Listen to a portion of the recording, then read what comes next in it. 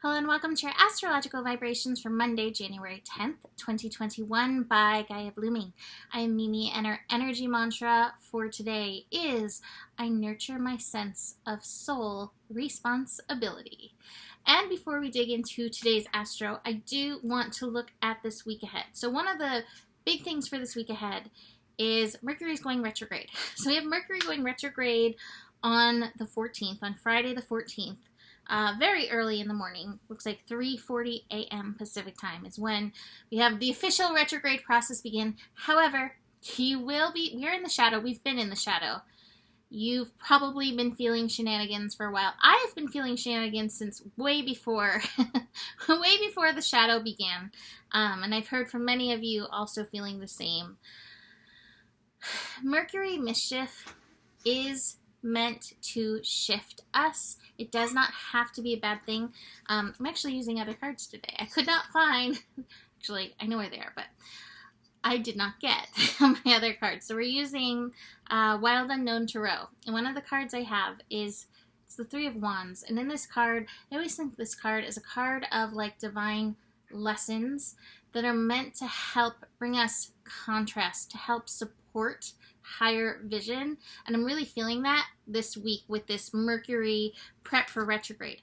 I also think it's very interesting that we have Mercury going retrograde, and then we are in prep for the nodes to shift. So the nodes aren't going to shift till technically next week, but we have the nodes hanging out at 0 degrees, and the North Node is in Gemini. So as we have Mercury, the ruler of Gemini, go retrograde, we have this nodal shift energy coming in, which means this is a really important time to check your mental energy, to notice where there's contrast. Notice where you may have contrasting beliefs or not supportive beliefs or energies that are not working together mentally. We have the Two of Swords, and the Two of Swords can be like being two-minded. It can be like being Gemini, right? And so, hi Wolfie, come say hi. So this is a beautiful opportunity to get your mental energy on a one-line path rather than being dual or contrast-minded with this energy. So mental energy, very strong, very powerful for this week ahead. The last thing to mention for this week ahead is we will have the Sun and Pluto coming together next Sunday. Anytime Pluto gets activated, we have potential plutonic colonic, but Sun really activates that plutonic energy. So this actually goes hand in hand with everything else very well as well. You know, Sun and Pluto is this opportunity to ultimately rise into our personal transformation power. But a lot of times in the rising, you know, we see some of these energies that we need to sort out. So be aware of that building towards the later part of the week. For today, we have the moon shifting into Taurus, 6:47 a.m. Pacific time. Moon in Taurus can help us align our emotions with our values, our emotions with our worth. I do find when we have the Sun in Capricorn and Moon in Taurus, we definitely feel a bit more ambitious. And so be ambitious. Produce all you want. Just make sure that you're taking time to value your soul responsibility, aligning with that, and that you're also taking time to value your personal physical needs. Venus still retrograde in Capricorn, making that commitment to the self is so important. So don't overdo. And a lot of us overdo when we feel like we have to prove ourselves. So it feeds into that worth energy, right? So this is a call not to overdo, but to find your personal flow of soul responsibility. Hey, there it is. The moon in Taurus will first connect to Jupiter in Pisces. So we may have some lazy cat energy to start our day, but this is a portal of magic, a portal of a higher alignment. Again, feels like this Three of Wands energy. So even the contrast of like, I want to do these things, but I feel like I need to rest.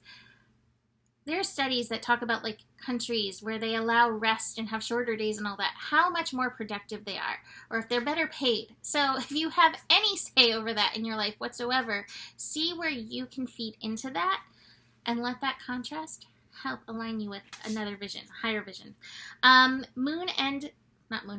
Sun and Neptune in the evening are going to be connecting as well. Again, there's a call to align our physical with the spiritual in and through these energies. So take time, meditate, connect to spirit, listen.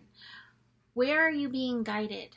Whether it's via your soul, whether it's via God, universe, how and where are you being guided? And how can you work with this energy?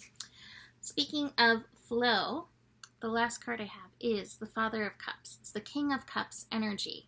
And this is a card of being very responsible with your emotions, very aware of your emotions, recognizing the emotions that come up have important messages and lessons. And so working with your emotions rather than pushing them off. This is where we learn to, the word, I just had it. Mercury retrograde is probably going to drive me crazy with the words. Well, we'll just take it to this level. This is where you learn to be responsible to your emotions as well and really honor the messages that they have for you. I'm going to leave that there. So, King of Cups. I will say, I am booked all this week with 2022 year ahead readings. This is going to be like I'm winding down through January, the last chances to do that. So if you would like to do a year ahead reading, reach out to me. We can get that set up, even if you're not quite ready to do it quite yet. Reach out for that or any regular reading. Besides that, the better it gets, the better it gets. There's more than enough love in the world for you. You have the power. I'm like, what word? What do you have? You have the power. And, for a week and a half more, stay curious. Namaste.